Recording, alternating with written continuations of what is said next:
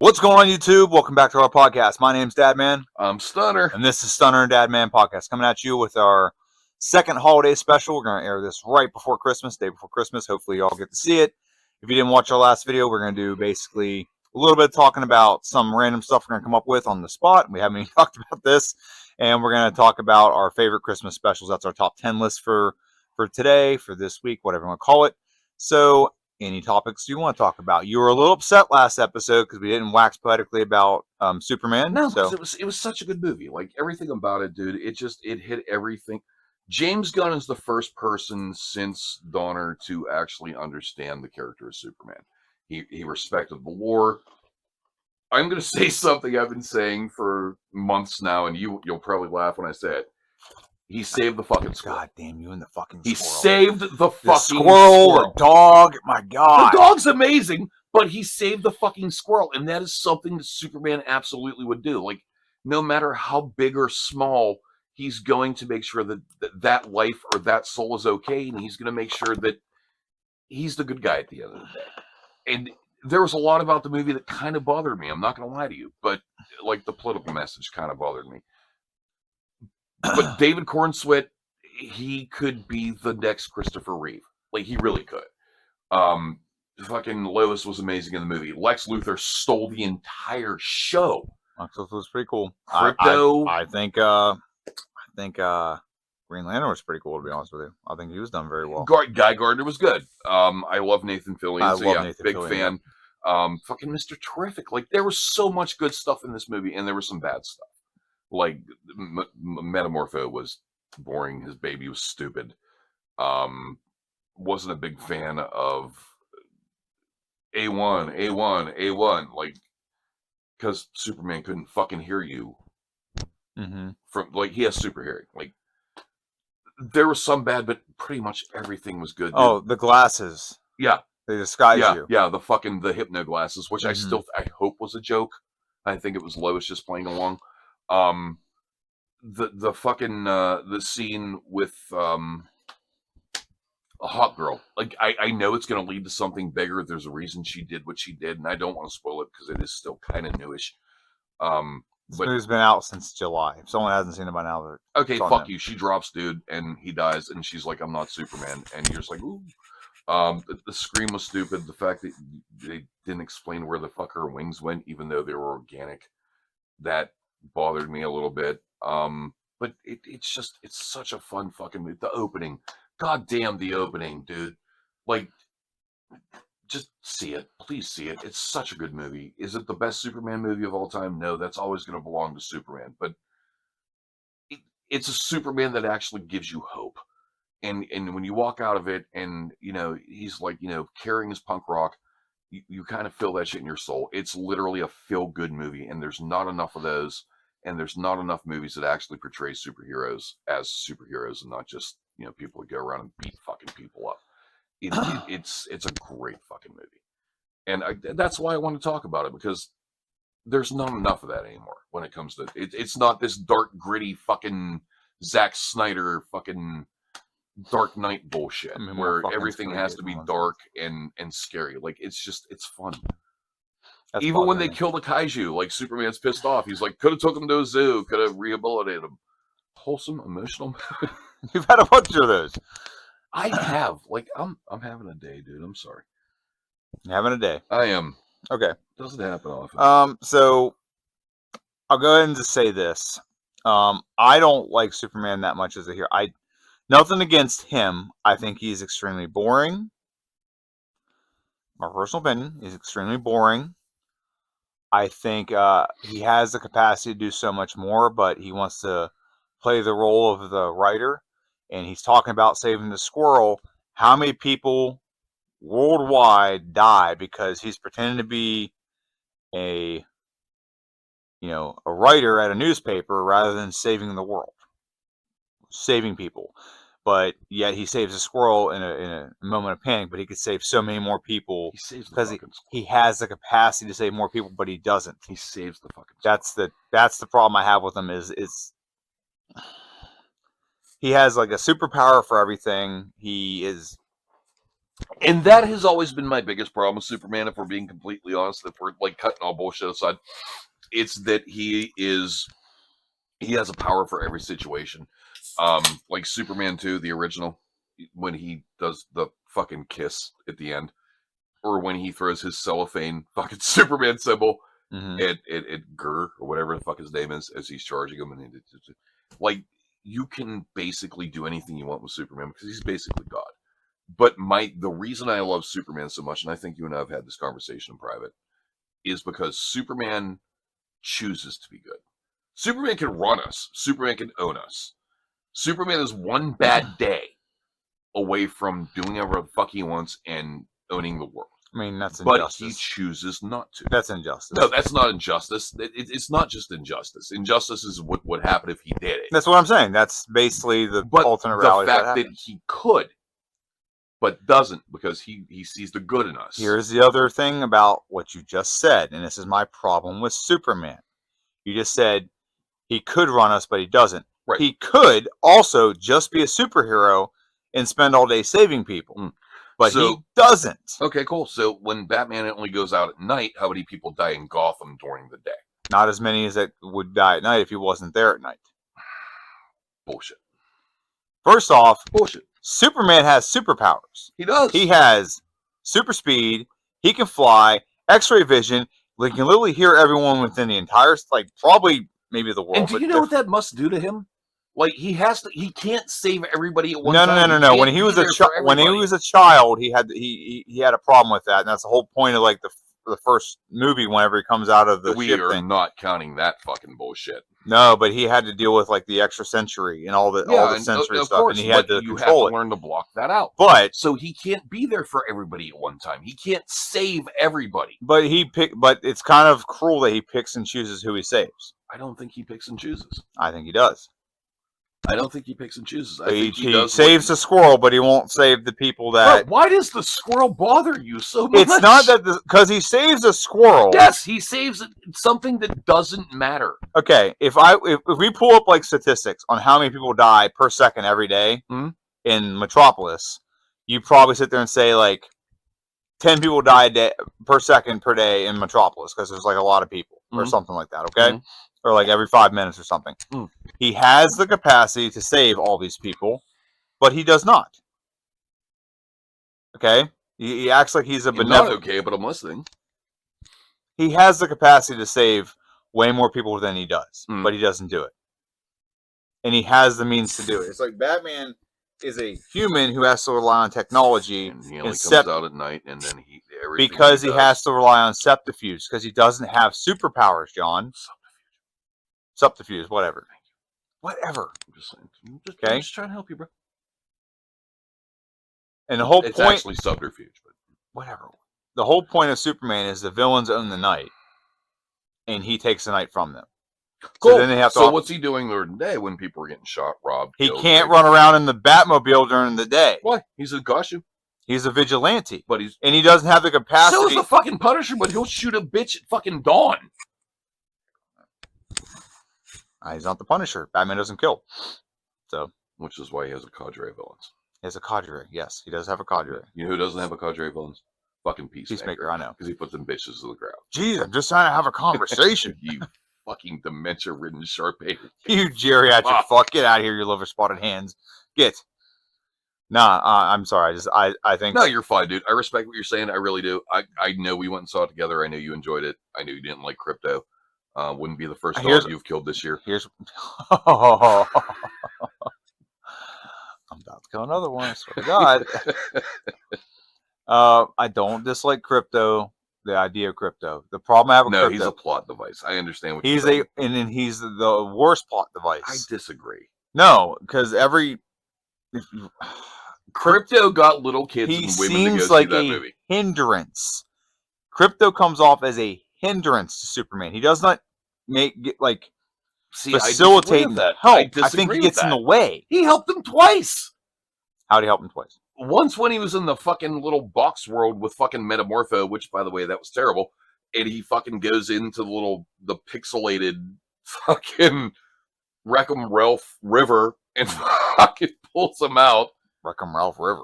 Yeah, when he's in the fucking, it looks like lava, but it's like all pixelated and cubey and shit. Yeah. And he pulls him out. And then when he helps Mr. Terrific, or no, at the end of the movie, when he's fighting not Superman, Bizarro, and Ultraman, he starts biting the fucking balls and shit. Like, that's twice he bailed fucking Superman out of fucking shit. Yeah, and while Superman's sitting there bleeding out, the dog's jumping on him. Well, yeah, because he's a dog. Like, they didn't give him the personality of, oh, look, it's fucking Krypto. They gave him the personality of an actual dog. No, an actual dog understands that if you're playing around, no, you say, the fuck they don't. Let me finish. If you're playing with an actual dog and the dog is like hurting you and you say ouch, the dog understands like to stop. No, they It doesn't continue doing it until your legs broke. Krypto is a puppy. No, he's Krypto the super dog, not Krypto the super pup. Oh, eat a dick. No, he's not. I'm sorry. He's a dog. Romantic motherfucker. How old's Krypto in the movie? He's more than 2 years old. Mm. Supergirl's had him for years. I don't think she has, but regardless, he's bailed Superman out several times in that movie. Fuck! 3 times because he fucks up Lex at the end. How old is Krypto? In the Superman movie 2025. How old is the dog Krypto, not the currency? Wow. Fuck. This just took a turn. Yeah, the dog Krypto. No, when I said how old is Krypto, it says Bitcoin's been around for 16 years. Well, Krypto would be dead at that point. Well, I don't know. How old is Krypto in the Superman movie? 2025. Is Krypto in any other Superman movie? Well, doesn't have a specific in the animated movie. But he's not a puppy. They say he is more than 2 years old is what it says. But it doesn't give an exact age. He's a baby. Whatever. He's a sweet baby. You and that damn dog. Yes, I love that dog. That dog, every time there needs to be a serious moment, it needs to be something. This dog comes in and just goofs around. I will admit that James Gunn has a very serious problem with having serious moments, and he proved that in Guardians of the Galaxy. He proves it again in Peacemaker. So here's the thing. Both of those movies, I can grant you, are comedic characters. Mm-hmm. So you cannot have that. You cannot. It's kind of the same. It's the opposite issue I had with the Man of Steel. James Gunn is used to doing things the Marvel way. Man of Steel took it to the other extreme where everything was way too serious. It's dark and gloomy from a Batman perspective. Everything was in a Batman dark tone. Because that's and when your chest has a symbol of hope on it, you can't do that. Now, the other end of that spectrum, there are some parts, like I thought, like Henry Cavill's Superman. He absolutely looks the part. That's not what I'm trying to say. Like he's serious 100% of the time. Mm-hmm. I don't think you see the guy smile one time, except when him and Lois are in the bathtub and water spilling out and they're hooking up. That's Batman versus Superman, but I'd be smiling too, to be honest with you. Yeah, I would be too if I was hooking up with. Goddamn right, I would. Yeah. Yep. However, Amy Adams. This one, you have moments when you need to be serious because Superman does have to take things a lot serious. He is, like you said, a god. He has a lot of power to do a lot of great things. Yeah. And then the dog just freaking swoops in and just makes everything silly and doesn't let serious things happen. Which doesn't humanizes Superman. Superman humanizes himself. He doesn't need the dog to do it. What humanizes him is that he is. When is he humanized in the fucking Dark Knight Superman series? When is he human? When his dad dies. When he saves other kids. And also, fuck that scene while I'm thinking about it. Why? The tornado. So? I'm going to scar you for life. Could have saved him. When he feels for the people, when he snaps Zod's neck, that's humanizing. He's protecting innocence. That's murder, is what that is. Which is something that Superman would. First off, it's not murder; it's self-defense. It's murder. Murder is when you go out of your way to kill someone. How? No intent bullshit. To kill you. How is it fucking self-defense? He's not going after Superman at that point. At that point, he's going after people who could have very easily moved to the fucking right or ran. You have two beings that are They fighting. wanted to give Superman pathos by having him snap Zod's fucking neck because it is something that Superman would never do. Ever. That is killing, but it's not murder. There is a huge difference between killing and murder. When you go to war, are you murdering people or are you killing? Murder is fucking murder. It's mutual killing. That's not murder. Mutual killing? A war is a mutual agreement that we're going to fight each other. Because both sides are going to kill each other. Murder is like... Is the person shot in the face agreeing to this? Murder is like, you have no intent to do something to me, but I just kill you because I want to take your wallet or something. That is murder. Okay? That's a felony. It's still murder. Murder's a felony, John. If so is fucking war crime. Now, if you and I fight each other and I end up killing you in the process, is that murder? No. If I'm attacking you at the time, that's self-defense. And then Zod was not attacking Superman at the time. He was attacking Earth. No, he was attacking people. Earth. So if the people... He was literally terraforming Earth. He's literally terraforming Earth. And he planned on enslaving the entire human race. He's a fucking alien in the first place. It doesn't matter. His grandfather, he's lived longer on Earth than he ever did on freaking Krypton. He was here for like a month in that movie. He was, what do you mean here? For a month. He was Superman for like a month. He lived on Earth his entire life, other than like just after birth. Like that's literally what the movie is. He gets shipped away because Krypton's being destroyed. He lived on Earth more than he did Krypton. Okay, bottom line, whether it's murder, where's his driver's license at? Whether it's on Earth. Okay? Whether it is murder or killing someone, Superman does not kill. What's it going to do to Doomsday? That was mutual. Oh, that's mutual. That was mutual. Yeah, because guess what? Wow, we are really off the rails here. Superman kills Zod. Fucking Superman doesn't die at the same time. I want you guys to make sure you're hearing this. It is not okay to kill someone if they're going to terraform Earth and turn every human into like a slave. It's not okay to kill that person. That's murder.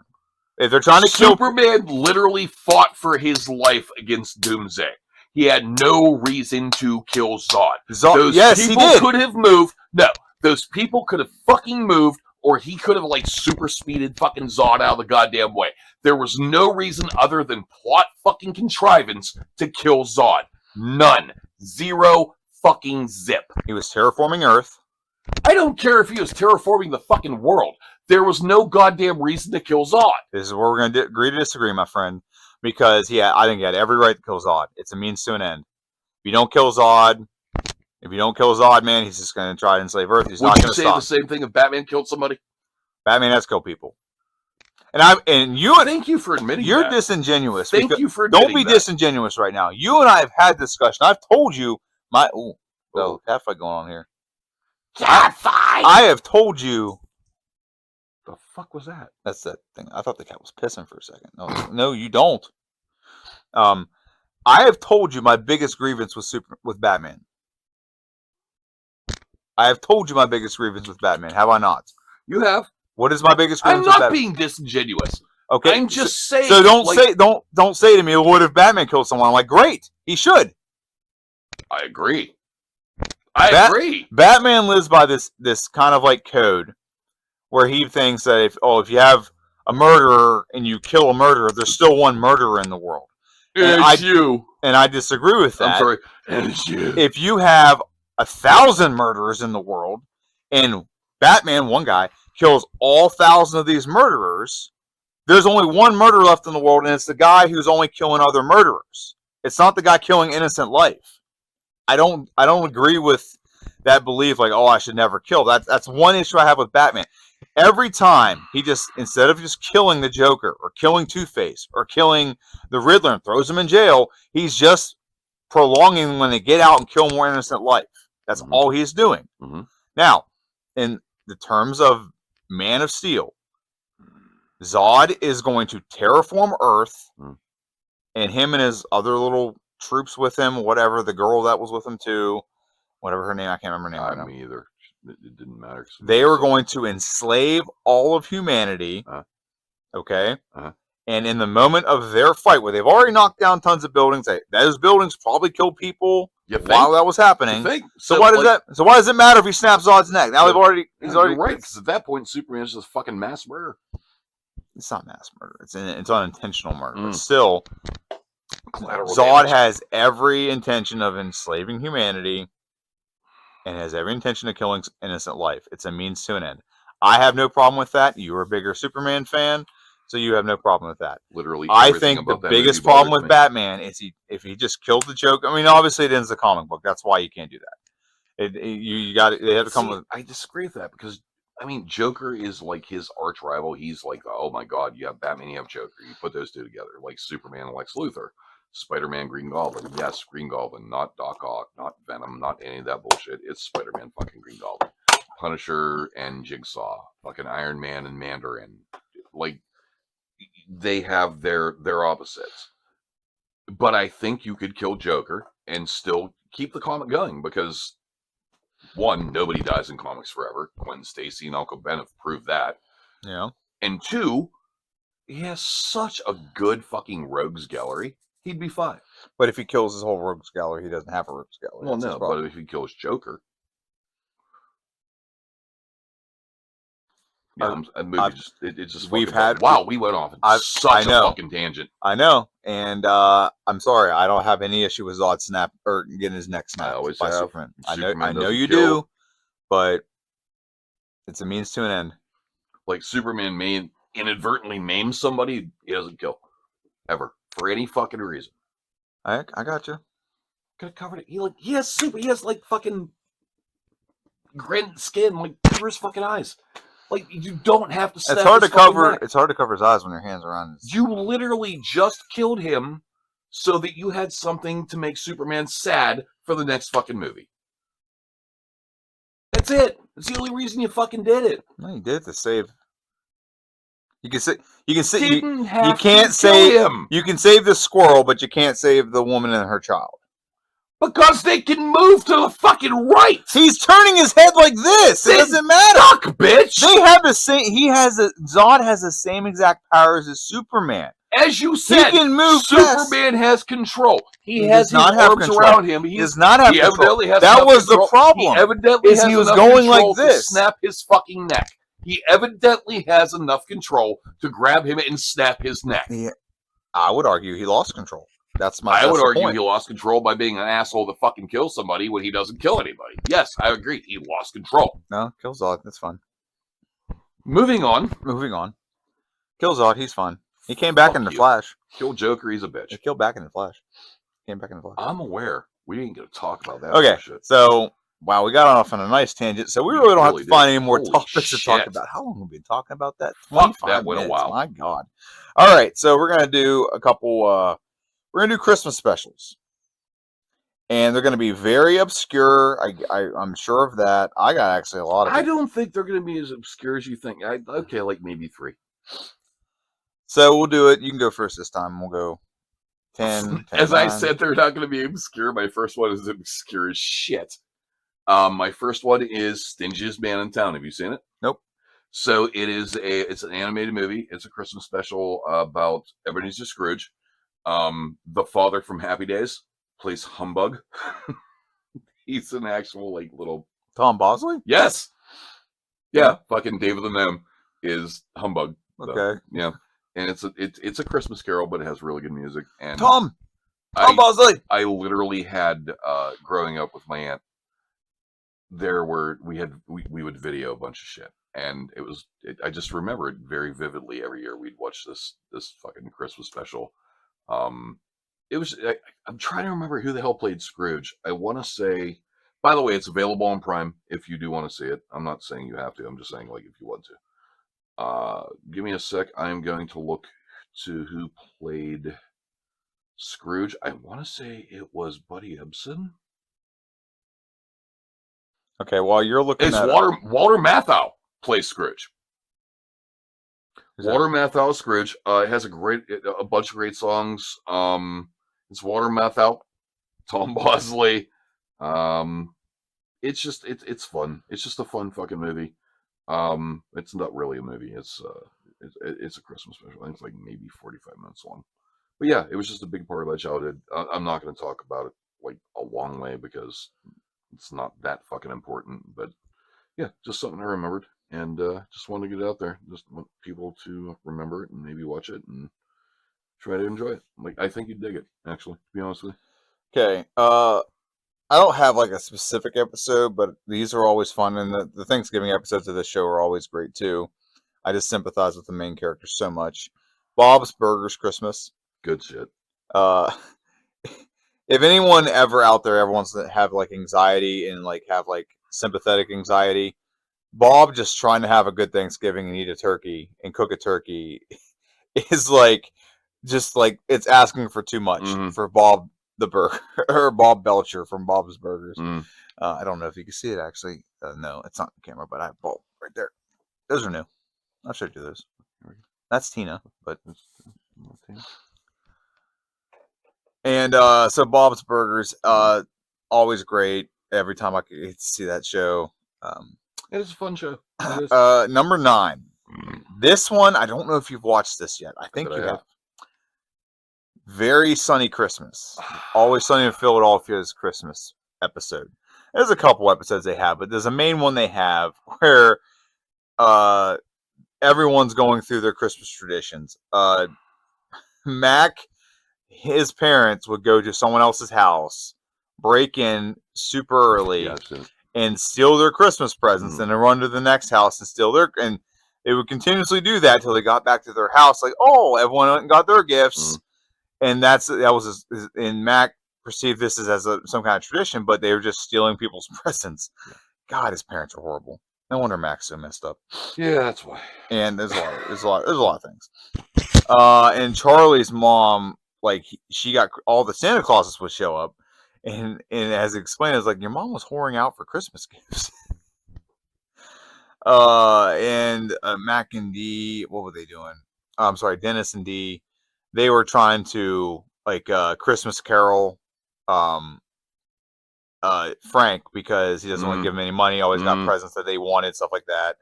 And it's just like a great episode. At the end of the episode, like the one guy who like he basically ripped off and squandered his money, like robs him at the end. It's great. That's a great episode. It really just embodies what like Always Sunny in Philadelphia is about. But over to you, sir. Number 9. My number 9, sir, is going to be Christmas Eve on Sesame Street. Saw that one. I didn't put it on. You know I'm a Muppet fan. I'm a Muppet fan too. Like I just enjoy the gist of it, which is like Oscar being a dick, telling fucking Big Bird like, yeah, if Santa can't fit down the chimney, you ain't getting shit, and just like everything that goes with it. And then like I think it was right after they lost Mr. Hooper, so you're still dealing with that fallout, and you got Bert and Ernie, and it's just sweet. It's I'm not gonna get into it like super hard. It's just sweet.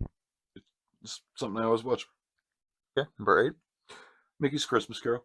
Oh, okay. Goofy as Jacob Marley. That's all mine. It's actually one away from mine. Yeah. It's one off of mine, man. Goofy as Jacob Marley. That's all I'm going to say. See, here's the thing about that. I don't envision Goofy as... I agree. He should have been Ball Cratchit. But, Mickey has to be the star. So. Yeah. But I don't envision Goofy as like that kind of person. No. I just don't. No, in any way, shape, or form. Like, they did it perfect in Muppet Christmas Carol when it was Statler and Waldorf. Like, I would believe that shit in a heartbeat. Yeah. But Goofy is that guy? No. Donald? Yeah, I'd believe Donald. I believe Donald. Not Goofy. Not Goofy. You know who wasn't in that movie? At least I don't remember. They tarnished his reputation. Sorry. Pluto. Is Pluto not in that? I don't recall Pluto in it. We're gonna Google that right now. If anything, he's only at that Christmas party. They're the only time I think he would be in. I think that is when he's in it. But do your thing, because we're gonna Google that real quick. So number 8 to me is Woodland Critter Christmas, which he actually mentioned in the last episode. Is Woodland Critter Christmas on South Park. It is it's probably the funniest episode when it comes to like most fucked Christmas up things I've ever seen. Woodland Critter Christmas. Hail Satan! We got to have blood for the... yep, he does not appear. That's fucked up, actually. A little bit messed up. You could have had him just be walked. The only member of the Super Six does not appear in the fucking... Yeah, Daisy's in it. Yeah. How did that fucking bitch get fucking... I thought it was like an older chick that Scrooge dated, not Daisy. No, it wasn't Daisy. It was It was like the older chick. She's like in the... I don't care. Doesn't matter. Doesn't matter enough. They fucking... Number 7 for me is Mickey's Christmas Carols. So Christmas Carol. So yeah, we were wanting to know on that one. That was cool. So that's number 7 for me. I'm not going to wax politically about it. It's a good movie. It's very short. If you want to get kind of the point across of what the Christmas Carol is, hey, Pete makes an appearance. It's funny that Pete makes an appearance. He does, but not fucking Pluto. Not fucking Pluto. Figure that one out. That's kind of dumb. Thank you, Jim Cummings. You're awesome. Go to you. My number 7 is He-Man and She-Ra Christmas. Never seen it. Bro, it's so much fun. Skeletor has to become good, and he's against it the entire way. Remember. Yes, I don't want to be good. I like to be bad. It's fun. It was a huge part. Like when I was a kid, I remember watching Masters of the Universe every fucking day. And then they announced like, oh, we're gonna do a He-Man Christmas special, and She-Ra had been out at that point. So like the show was starting to die at that point because girls started watching She-Ra and guys started watching She-Ra. But once you get to that point, you're fucking grasping at straws to make something work. And they did the episode. Hordak's in it, and Skeletor's in it, and two kids from Earth somehow get beamed to Eternia, and they make it to this little weird Eternian puppy.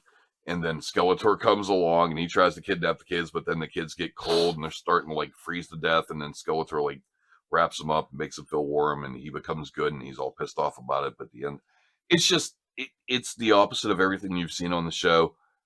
And because I loved He-Man so much as a kid, it was one of my favorite things. I still try to watch it today. I think it's on Tubi right now. Mm-hmm. It could be Tubi. It might be Prime. It's something. I know it's there. I think it's Tubi. It's Tubi or IMDb.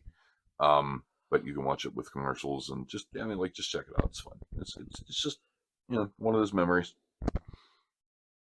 Number 6? Garfield Christmas. Okay. Grandma. It's all about Grandma. Grandma to the day I die.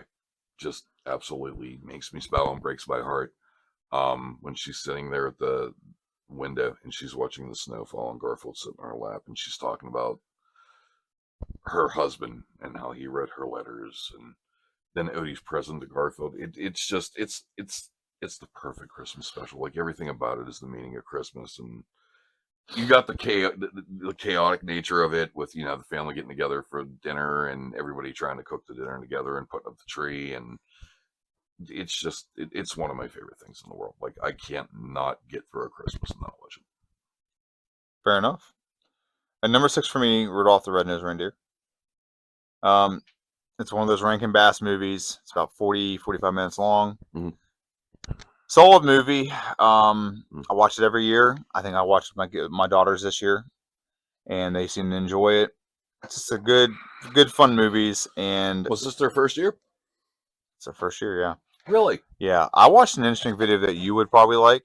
I should send it to you. You should. It's ranking every Rankin Bass Christmas special. The correct answer is You're Without Santa Claus, but dude, there's some I've never even heard of. We'll talk later. There's some I've never even heard of. Let's talk now. We're not going to talk now because I don't remember any of them. I don't remember them off the top of my head. Jack Frost? Jack Frost is on there. I know that one. But there's like... Shiny New Year. That one I've heard of. Okay, wow. There's a bunch. Fuck, you have me intrigued. I will send it to you. There's some I've never even heard of. One has like mythical creatures, and it's... Oh my god, dude, it's weird. The one's like, it's Kris Kringle, but he's raised by mythical creatures in like the woods. It's very weird, dude. There's some weird ones. I know what you're talking They're about. very well done. Like, I've seen it. A lot of the ones that are like bottom of this list, I'm not going to talk about this too long, that are the bottom of this list. Like, there's like 17 apparently. There's 17 Rankin Bass. 17? Yeah, there's like Little Drummer Boy 2. Like, I didn't see that until like a year ago. So I never heard of that until like a year ago. But there's like 17 of them. And the ones that were like last are like the ones that like Rankin Bass has it down like a signs of like the really good claymation with the talking and movement and stuff. But they're just like so obscure. I'll send it to you. I'll find it and send it to you. So the one you're talking about is Life and Adventures of Santa Claus. It's never heard of it until that. So before Freeform was Freeform, and before it was ABC Family, it used to be something else, and they Fox used to show Family. it on there. Yeah. So yeah, I unfortunately, or the Family Channel, they became Fox Family. have seen it. There's a bunch of them, dude. I'll send it to you. There's a bunch, like some kind of donkey, Christmas donkey thing. I think it's on there. Is one of them. I've never heard of it. Don't look at me like that. Continue. Number 5. You're gonna find out why I gave you that look, by the way. Is it on your list? Yeah. It's on your fucking list? Okay. Yeah. Santa Claus Coming to Town. Yes, sir. Good movie. That's one of my honorable mentions, but yeah. That's a great movie to me. It's one of the better ones. I'm not going to wax politically about it too much. It's a great movie. Topper rules. Good premise. Period. It's cool. Topper rules. The whole movie's good. Yeah. Fango, Fango, Fango, hey Jingle. Burgermeister. Meister Burger. And then you got the... And back over to you. Good show. Number 5. My number 5. Hold on, I gotta get back to it because my shit just closed. Just bear with us. Eat a bag of dicks. Okay, my number 5 is going to be. Jesus Christ, I got really weird really fast.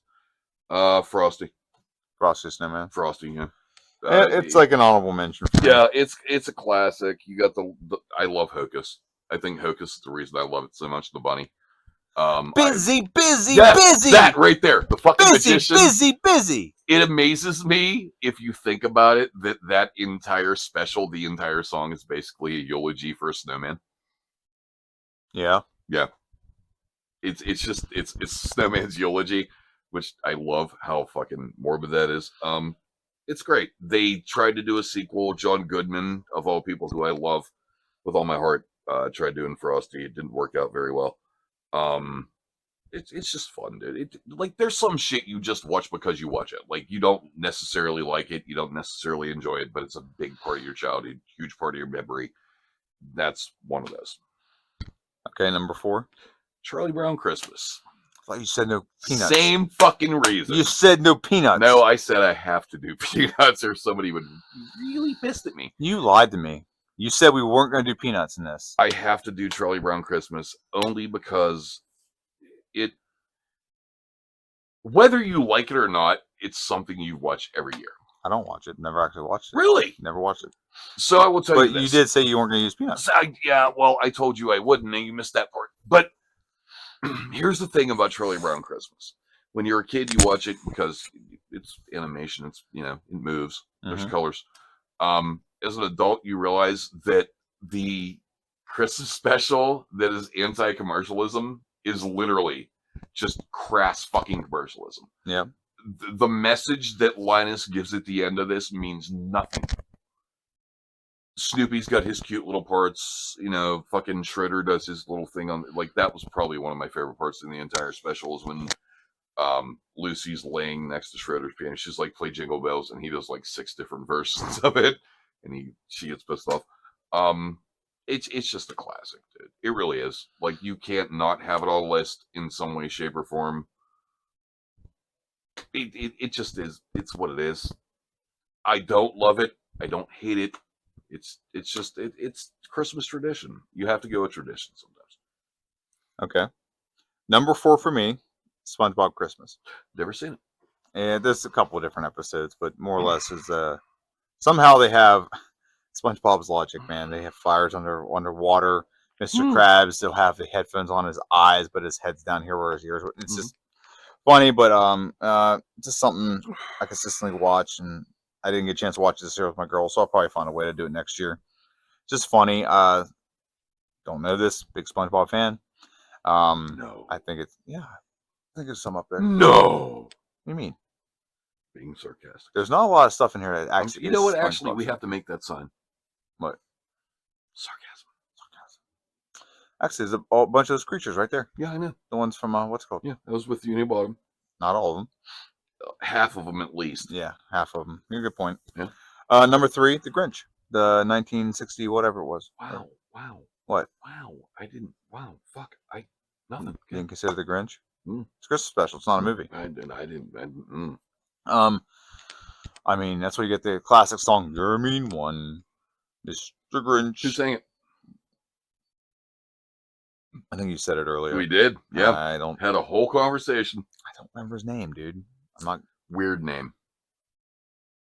Frankenbass. I don't know. Frankenbass. Thurl Ravencroft. That's it. He had a good name. It was fun name. Great movie. And some guy that I'm supposed to know did the voice of the Grinch. He also did Frankenstein. No, Boris Karloff was the narrator. God damn you! And Ravencroft was yes. He was also the villain in Scooby Doo's The Witch's Ghost. No, he wasn't. The guy's name was Ravencroft. Oh, okay. Yeah, his last name was Tim Curry's character's last name was Ravencroft. Go ahead with your number 3. I was ready to hit you. Number 3 is gonna be Emma. I know what I was doing. I was trolling you a little bit there. Yeah. Number 3 is Emma. You've never seen it, have you? Never seen it, bro. You have to watch it. it's really sweet. Like You revoked my Die Hard card. You're not telling me to watch shit. it's a poor little fucking otter family who are just trying to do the best for each other, and the son is, he's trying to do what he can do for his mom, and the mom's trying to do what she can do for the son. The father's gone. They go and they form a jug band. They sing really sweet songs, and Kermit's in it, and there's the fucking the rock band. I can't think of their names right now because but they go into a contest and they lose, and at the end they all meet up on the pond and they sing together, and it harmonizes so well that they offer them a thing, and then everybody can get their presents, and it's really sweet. It was goddamn, if you watch it and you see some of the effects that Jim Henson did at that time. I think it was, I want to say 78, 79. I'm not even gonna look it up because fuck it, I don't care. Just some of the shit he did was incredible. Like, they have the otters in a fucking rowboat, and one of the otters is literally rowing it, and it was so ahead of its time, and it just makes me happy to watch it. To mom otters, just incredible. Her voice is insane. Mater. Yeah, Mater. Yeah, I just love it. I always have. Okay. Number 2. So you remember you were telling me about that Rankin Bass movie about the donkey you've never heard of? It's called Nestor, the long-eared Christmas donkey. It is literally about the donkey that delivered Joseph and Mary to Bethlehem. What I love about that movie, and it's one of the few Christmas specials that actually makes me cry. He was born different, and his mom takes care of him, and then there's like this terrible sandstorm, and she dies, and he's left on his own, and he has to try to survive, and he's trying to, and then people make fun of him, and they judge him, and then Joseph and Mary have no way to get to Bethlehem, and they pick him, and he goes, and he gets to be their front row when Jesus is born. It's one of those weird ones that you don't expect to be like, oh my god, you watch it, and I actually at one point had it on my DVR for 5 years. It's one of those specials they only show at certain times of the day. It's usually like 3 o'clock in the morning, 5 o'clock in the morning. It's just very sweet. It's very spirit of Christmas, very nature of Christmas. It means a lot to me. Mm-hmm. It shows me that it's okay to be different, that you don't have to be the same as everybody else. There's one scene in it, because he has these really long ears. There's one scene in it where he's walking, and his mother always told him, ears, Nestor, ears, because he'd trip over his ears and he'd fall down. And they're going through the desert to get to Bethlehem, and Mary's on his back, and Joseph's walking beside, and she's getting pelted by sand and whatever's going on, and he wraps his ears around her, and it protects her, and it shows that at that point it's okay to be different, because sometimes when you're different, you're special. I just got very sappy about a stupid fucking Christmas special, but it's always been one of my favorites. Okay, so that was your number 2, right? Yeah, that was my number 2. So my number 2, and I didn't watch this till about 2-3 years ago when he introduced me to this, but Muppet Family Christmas. Goat. I actually had this number 1 for a little bit, but I have one that I remember so much more as a child than this one, so I had to leave my number 1 for something completely different. It's probably out in left field. You're probably not gonna. I just did Nestor, dude. Yeah. Jim Henson's Family Christmas. I'm one of the biggest things from my childhood is the Muppets. All the Muppet movies. You got, obviously my favorite Christmas movie of all time is Muppet Christmas Carol. You're looking at Muppet, Great Muppet Caper, Muppets Take Manhattan, So good. the Muppet Movie. You have Muppet Treasure Island. Mm-hmm. You have so many good movies that are Muppets 2000. Fuck Muppets from Space. It's not a great movie. You're not wrong. A Very Merry Muppet Christmas, or Very Muppet Christmas, something like that. I've seen it. Not great, but it is what it is. The shows were great. They're part of Sesame Street. Watched Sesame Street as a kid. So there's a lot of ties that Muppets have to my childhood. Did you watch Muppets tonight? Yes. Did you enjoy it? Some of it. Okay. Yeah. One of my favorite characters came from that show. I like the bear. Yeah. The Yeah, bear. Bobo's the shit, Yeah. dude. Bobo and Pepe both came from Muppets Tonight. So- You know who you've never seen again since then, by the way? What? Clifford. Clifford? You remember Clifford? He was like the fucking catfish, the big purple fucking catfish. Vaguely. Okay. Vaguely. We'll talk. Do you think? Number one. I'm going to go to number one. It's Kenan and Kel from Nickelodeon. Wow, really? It's a Christmas special. Fuck, that's out there. So I want to explain this one. So it's kind of like, so you've obviously seen Miracle on 34th Street, right? Obviously. So you know in Miracle on 34th Street, there's a very heartfelt moment where there's a girl who is deaf, right? What are you doing? Sure. Yep. Well, here we're 20 minutes later. John's finally done peeing. It was a long piss. Yeah. He has the bladder of an acorn. We call that a slow leak. Yeah. Anyway, so. Bladder of an acorn? Really, bitch? I can drink like fucking 12 beers before I have to take a single piss. No, you just drank less than 9, and you had to drink piss twice since we started filming. Had 4 there, so we're at 11 at this point. Plus and you've pissed like 3 times since you've been here. Yeah, well, you know what, asshole? I drink iced tea at work. Okay. So, okay. Anyway, so back to my Christmas special, the one that I remember the most from my childhood. Kenan and Kel. There's an episode where it's kind of like a little bit of a spoof, but it's not. It's kind of like an homage.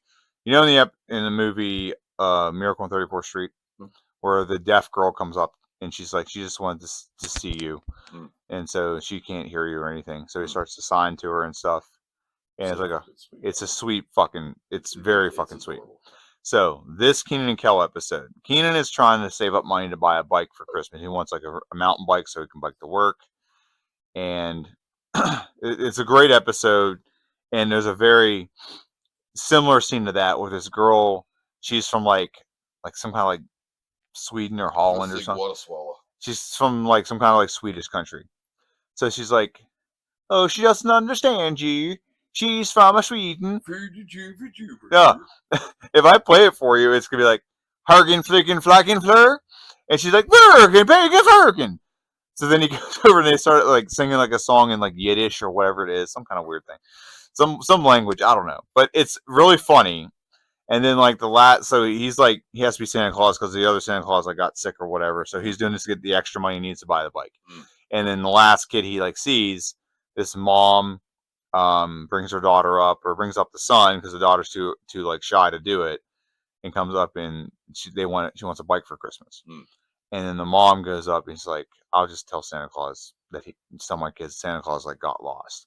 So Kenan takes the money he earned for getting his mountain bike, and it's like an adult bike, so it's like expensive, and he buys her the bike she wants and buys the brother a bike as well with the money he was going to spend on himself. It's like the true meaning of Christmas. Yes, but really because sweet. He does that, his parents actually buy the bike for him, and he didn't tell his parents. It was Kel told his parents, so they went out and bought the bike for him. So it was a very heartful. And it's just something I always remember. I'll show you the singing. That's really I'll show you the song where they sing. It's really fucking funny. It's just like, it's imagine like a Swedish chef and then another Swedish chef, and they singing together. It's like, it's really funny, but it's kind of an homage to Miracle on 34th Street. And now, I joke a lot, dude. I'm not gonna make fun of you for that. That's actually really sweet. And that's one I remember every year. And Kenan is like Santa Claus. Kel is like an elf. And that's what gets him to the money he wants to buy himself a mountain bike. So, you're number one? Oh, it's Muppet Family Christmas. Okay, figured. Okay. Yeah, we're not even going to go through that. We did that last episode. It's perfect. Everything about it is perfect. It brings the Muppets and Sesame Street and the Fraggles all together at the same time. It's the last time Jim Henson ever did anything before he passed away. There's just a whole theme of family. What did he pass away from? Funny enough, I want to say, I'm not going to look at it, but I want to say pneumonia. Go ahead, continue.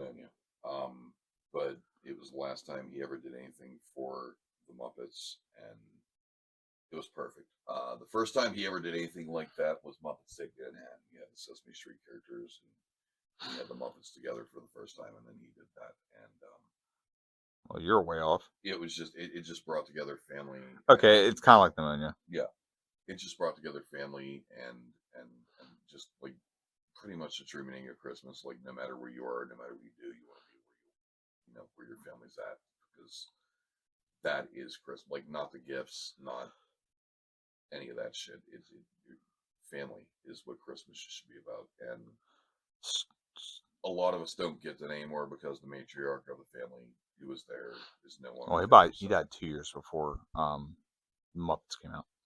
By the way, he passed away from streptococcal toxic shock syndrome. It's basically a deterioration caused from bacteria, and it leads to like organ failure very quickly. Right. The Jim Henson's Muppet Christmas or whatever it was, Muppet Family Christmas. I think it came out like 87. It was 87. Yeah, about 3 years before he passed away. So this is the last time he was able to be on screen. He did for the Muppets. Like, they were working on Christmas Carol.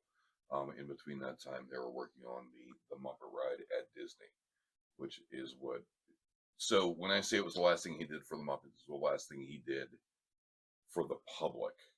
Gotcha. For the Muppets, and then he did the Muppet ride at Disney, and that was the official last thing he did. He directed it. What do you think it scores on Rotten Tomatoes? Muppet Family Christmas better be a fucking 10.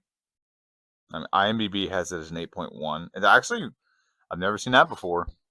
This is like pretty much. I will fight a bitch. They are literally dead on. I will be like James. IMDb and Rotten Tomatoes have exactly 8.1 out of 10 on IMDb, 81% on Rotten Tomatoes.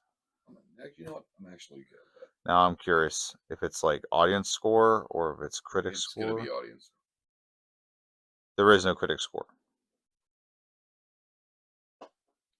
As I said, it's going to be audience score. Yeah, there is no critic score on it. No, dude, it just, everything about it is just, it's pitch perfect for me. I don't know if I'm just like projecting on how much I love Jim or how much I love the Muppets, or I have to see it every year. It sucks that you have to watch it on YouTube every year because they can't release it because of rights issues and all kinds of other bullshit. But yeah, it is without a doubt my favorite Christmas special of all time. Do you want to know who all's celebrity birthdays are right now while I have it up on my phone? Sure, why not? Alyssa Milano, Jake Gyllenhaal. Yeah, Jake. I guess that's it. Only 2. Okay. Baby girl. No, baby girl. But anyway, any honorable mentions? I have a shit ton of Well, let's through them. It is past your curfew. No, fuck my curfew. There is no curfew. You may not, but I got up at 4 a.m. I'm tired. So, Rudolph. Good one. Community. Community has a slew of good Christmas episodes, but one of the best ones is their claymation episode. It's a great one. I think it's the only episode of Community he's ever seen. I've watched the whole series, but that's the only one he's seen. I love Rudolph because of the Bumble and you come the Bumble dick face. Number 2, Santa Claus is Coming to Town. Hey Arnold, Christmas special. Nice. Year Without a Santa Claus. I have not seen that until like 2 years ago. Really? My wife. How? I've never seen it. Wow. Around the time period where I would have watched that, I thought it's when my mom got sick, so we didn't have cable. Little fucking Rankin Bass here. Yeah. Rugrats. Oh, fucking nice call. Wait, nope. It's a Hanukkah special. Fuck you. No, there's a Christmas special too. Asshole. Christmas in Pac-Land. Okay. Pac-Land. It's absolutely a thing. Yeah. It used to be a Pac-Man series. Futurama. Nice. Where Santa Claus is like a robot. Played by who? Don't know. John Goodman. Really? Goddamn right it was. Simpsons Roasting on an Open Fire. The first ever episode of The Simpsons that aired on TV after the Tracy Ullman show was not supposed to be the first episode, but the production got held up in Taiwan. Oh, I've seen that. It wasn't the same. They didn't look the same. Right. Yeah, they look completely different. Yes. Even Homer's voice was different. Also, the first episode was Santa's Little Helper, who is my favorite Simpsons character of all time. And why is that, Plank? Santa's Little Helper? Because he's a dog. Nope. He reminds you of Crypto. I don't know. Peter Collins? Nope. Or Frank Welker. Frank Walker. Okay. Family Guy Christmas special. It's actually coming. There's a couple of them. There's a couple of them that are actually Community. pretty good. For me, by the Yep. way. Same thing you said. American Dad Christmas special. Also there. I'll just rattle off the last three. Psych. So, I miss that show so much. That show's so good. never saw- That 70s show had a couple good Christmas episodes. Never saw those. Married with Children. There's only one I saw. I never watched the show in like succession. Oh, I thought you were Oh, no, not yet. So I'm waiting to see which one you say. It's the one the comedian Sam. What's his Okay, name? I'll dap you because I love Sam Kinison, but not the best fucking Married with Children Christmas episode by him. No, he's supposed to be like his angel, and he's Yeah, like, he's oh, I hate them. Oh, don't worry, they're gonna die. Like, oh wait, that's you. It's a weird episode, but I can't think of a lot. The only other one I want to shout out, I didn't put on here, but I don't think of it. It's PJ's Christmas special. No claymation. No. Okay. So my last, they're The Office. Offices, so many good ones. Yep. The one where they go to the Chinese place, the hibachi place. Probably one of my favorites of all time. Married with Children, same as you, but it's the one where they're they're opening a new mall and they're gonna have Santa parachutes at the mall, but the wind blows and Santa somehow falls into Elle's backyard because the goddamn parachute doesn't open, and like all these fucking vouchers fall out. It's a fucked up episode. Both Family Guy episodes. Okay. The Kiss Saves Christmas and the Road to North Pole. Road to North Pole's incredible. American Dad, there's like three I enjoy. The Krampus episode, the one where Stan goes back to the future or back to the past to stop Taxi Driver from being made, or fix Taxi Driver, whatever the fuck it is. And there's another one I can't remember. And then Squidbillies. Okay. Just love that show. Any episode where you fight Santa Claus, I'm kind of in. And American Dad has probably the best one where Jeff is like, he believes in Santa and Santa's trying to swim to his side. And Stan gets Steve, I think, a gun for Christmas, and they go to the mall and they end up accidentally they shoot a snowman, and Santa was like standing behind the snowman or some shit. And it turns out to be the real Santa Claus, and then that's like there's a whole war, and just stupid shit. And probably honestly, I Love Lucy had a really good Christmas episode where she has to be Santa Claus. Yeah, those are my honorables. Okay. Yeah. I think we hit all of our all the courts for Christmas. I don't know if anything else we can potentially talk about for Christmas. I think that's it. That was it. Merry Christmas to you, brother. I hope you have a good one. I hope you enjoy the family. You too, buddy. I hope you have a good Christmas. Hope you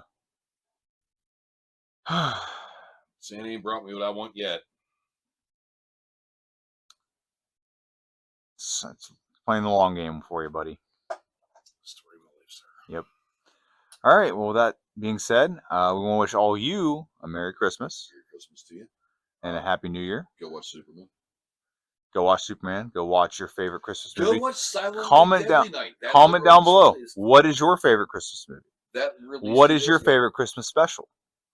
So let us know in the comment section down below. Unless it's Rudolph's Shiny New Year, and then fuck you, don't comment at all. Yeah, don't comment on that. Yeah, or fucking like Jack Frost or any of that bullshit. All right. Well, have a good one. See you guys next time. I'm Dadman. I'm Stunner. And have a good one.